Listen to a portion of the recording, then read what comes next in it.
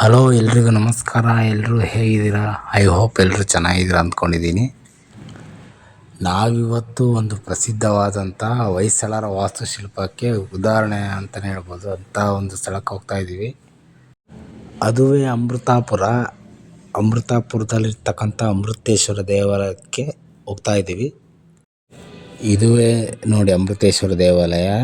ಈ ದೇವಾಲಯದ ಬಗ್ಗೆ ಈ ವಿಡಿಯೋದಲ್ಲಿ ಸಂಪೂರ್ಣ ಮಾಹಿತಿಯನ್ನು ತಿಳಿಸ್ಕೊಡ್ತೀನಿ. ಅದಕ್ಕಿಂತ ಮುಂಚೆ ನಮ್ಮ ಚಾನಲ್ನ ಯಾರಾದರೂ ಮೊದಲನೇ ಬಾರಿ ಭೇಟಿ ನೀಡ್ತಿದ್ರೆ ದಯವಿಟ್ಟು ಸಬ್ಸ್ಕ್ರೈಬ್ ಆಗಿ ಹಾಗೂ ಈ ವಿಡಿಯೋಗೊಂದು ಲೈಕ್ ಕೊಡಿ. ಈ ದೇವಾಲಯವನ್ನು ಹೊಯ್ಸಳರ ರಾಜನಾದಂತಹ 2ನೇ ವೀರಬಲ್ಲಾಳನ ದಂಡನಾಯಕರಾದಂಥ ಅಮೃತೇಶ್ವರ ನಿರ್ಮಾಣ ಮಾಡಿದ್ದಾರೆ.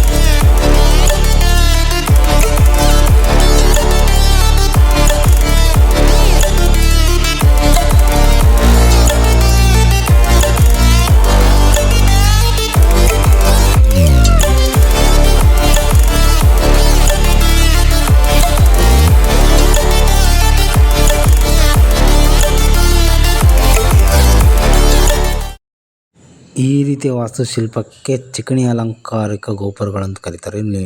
ನೀವಿಲ್ಲಿ ನೋಡ್ಬೋದು.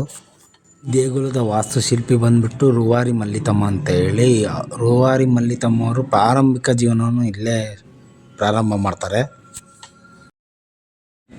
ಈ ದೇಗುಲದ ರಚನೆ ಮತ್ತು ಗಾತ್ರದಲ್ಲಿ ವೀರನಾರಾಯಣ ದೇವಾಲಯ ಬೆಳವಾಡಿಗೆ ಹೋಲಿಕೆ ಮಾಡಲಾಗುತ್ತಿದೆ. ಈ ದೇಗುಲದ ಹೊರ ಆವರಣ ಗೋಡೆಯ ಮೇಲೆ ಸುಮಾರು 140 ಫಲಕಶಿಲ್ಪವನ್ನು ಹೊಂದಿರತಕ್ಕಂಥದ್ದು. ಈ ದೇವಾಲಯವನ್ನು ಕ್ರಿಸ್ತಶಕ 1196ರಲ್ಲಿ ನಿರ್ಮಾಣ ಮಾಡ್ತಾರೆ. ಇದೊಂದು ಏಕಕೂಟ ದೇವಾಲಯ. ಇಲ್ಲಿ ನೋಡ್ಬೋದು ನೀವು ತೆರೆದ ಮಂಟಪವನ್ನು.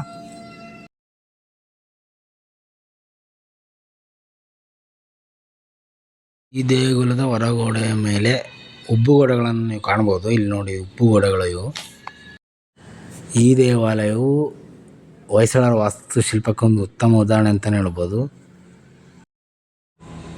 ಈ ದೇಗುಲದ ಹೊರ ಆವರಣ ಗೋಡೆಯ ಮೇಲೆ ಸುಮಾರು 140 ಫಲಕಶಿಲ್ಪವನ್ನು ಹೊಂದಿರತಕ್ಕಂಥದ್ದು.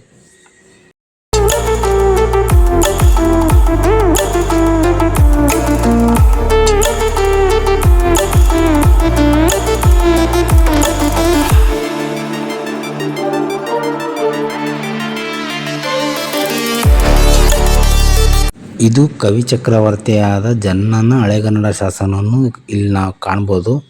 ಈ ದೇವಾಲಯವನ್ನು ಹೊಯ್ಸಳರ ರಾಜನಾದಂತಹ 2ನೇ ವೀರಬಲ್ಲಾಳನ ದಂಡನಾಯಕರಾದಂಥ ಅಮೃತೇಶ್ವರ ನಿರ್ಮಾಣ ಮಾಡಿದ್ದಾರೆ. ಗೋಡೆಯ ತಳಭಾಗವು 5 ಮೋಲ್ಡಿಂಗ್ಗಳನ್ನು ಹೊಂದಿದೆ. ನೀವು ನೋಡ್ಬೋದು ಇಲ್ಲಿ. ಈ ದೇವಾಲಯವು ಹೊಯ್ಸಳರ ವಾಸ್ತುಶಿಲ್ಪಕ್ಕೆ ಒಂದು ಉತ್ತಮ ಉದಾಹರಣೆ ಅಂತಲೇ ಹೇಳ್ಬೋದು. ಅಲ್ಲದೆ ಈ ಗೋಡೆಯ ಮೇಲೆ ಸಣ್ಣ ಸಣ್ಣ ಚಿಕಣಿ ಗೋಪುರಗಳನ್ನು ನೀವು ಕಾಣ್ಬೋದು. ಈ ದೇವಾಲಯವನ್ನು ಸಂಪೂರ್ಣವಾಗಿ ಬಳಪದ ಕಲ್ಲಿನಿಂದ ನಿರ್ಮಾಣ ಮಾಡಿದ್ದಾರೆ. ಇದು ಸಹ ಗರ್ಭಗುಡಿಯ ಮುಚ್ಚಿದ ಮಂಟಪಕ್ಕೆ ದಾರಿಯನ್ನು ಕಲ್ಪಿಸತಕ್ಕಂತಹ ಪ್ರವೇಶ ದ್ವಾರ.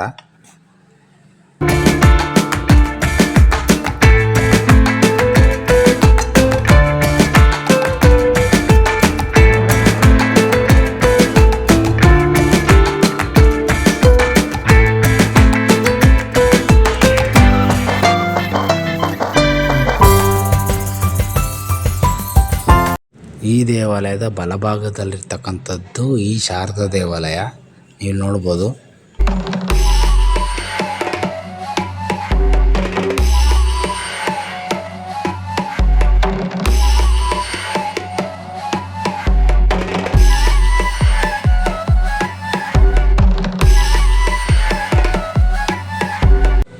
ಈ ದೇವಾಲಯದ ಮತ್ತೊಂದು ವಿಶೇಷ ಏನಂದರೆ ಇಲ್ಲಿ ದೇಶೀಯ ಸೀಲಿಂಗ್ ಕಲೆಯನ್ನು ನೀವು ಕಾಣ್ಬೋದು. ಇದು ಹೊಯ್ಸಳರ ಒಂದು ಶ್ರೇಷ್ಠ ವಾಸ್ತುಶಿಲ್ಪಕ್ಕೆ ಉದಾಹರಣೆ ಅಂತಲೇ ಹೇಳ್ಬೋದು.